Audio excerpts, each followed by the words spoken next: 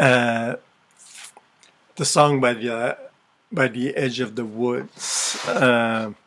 This is an Anishinaabe protocol, I guess, is what it's called. This has happened. You must remember before European contact.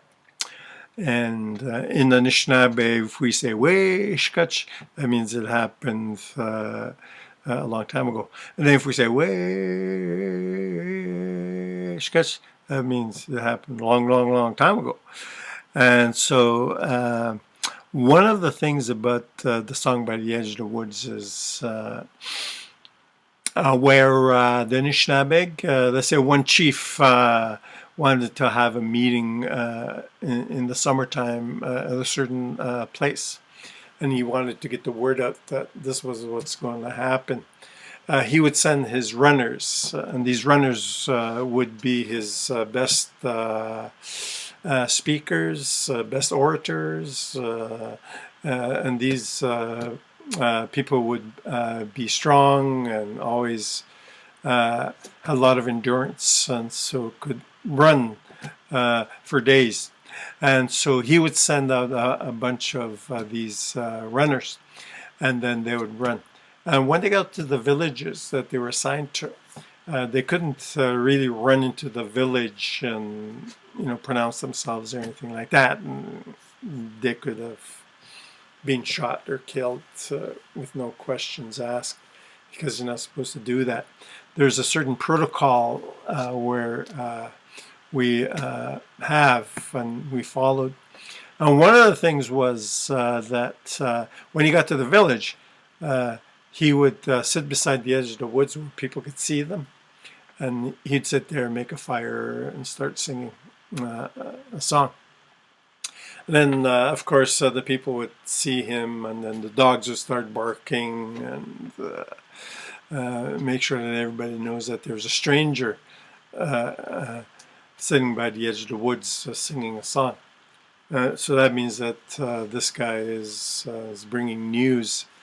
So the chief would be notified, and then he would send 2 or 3 of his best orators and interpreters, people to go and greet this guy. So he would go, or they would go. And then so they'd walk up to the stranger that's there, and of course he would... one of the things in the Anishinaabe greetings is that you don't say anything. Nobody says anything for a while, and there's usually silence. And this happened with protocol about the meeting of the souls. So the people that would go and meet this stranger would go and sit beside his fire, and the guy would, the stranger would open up his tobacco and light a sacred pipe, and then it'd be all passed around. And then he would tell the people who he was, where he came from, and what his clan was. And then after that, he would tell the people his message. And after they did that, they would bring him into the village, escort him into the village. And then they would take him to the chief, and then he would explain his message, and same thing, his name, where he's from, and his clan.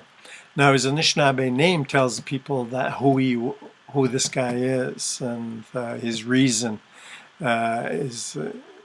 His name would tell him his purpose in life. And then his place, he would mention where he's from, so everybody would know the history and of the place, all the people that lived in that place. And then they would also explain his clan, what his clan is. And his clan tells the people that whoever his clan was, and then the people in that village, that clan in that village, uh, was responsible for this guy's safety, shelter, and food, so they would look after him. Uh, and then they would be under their protection. And then after he left, or the day that this guy left, they would follow him until they reached the territory, and then those guys would come back, and the other guy would go. And he would also would have had the chief of that place, the answer to the request by this guy's chief.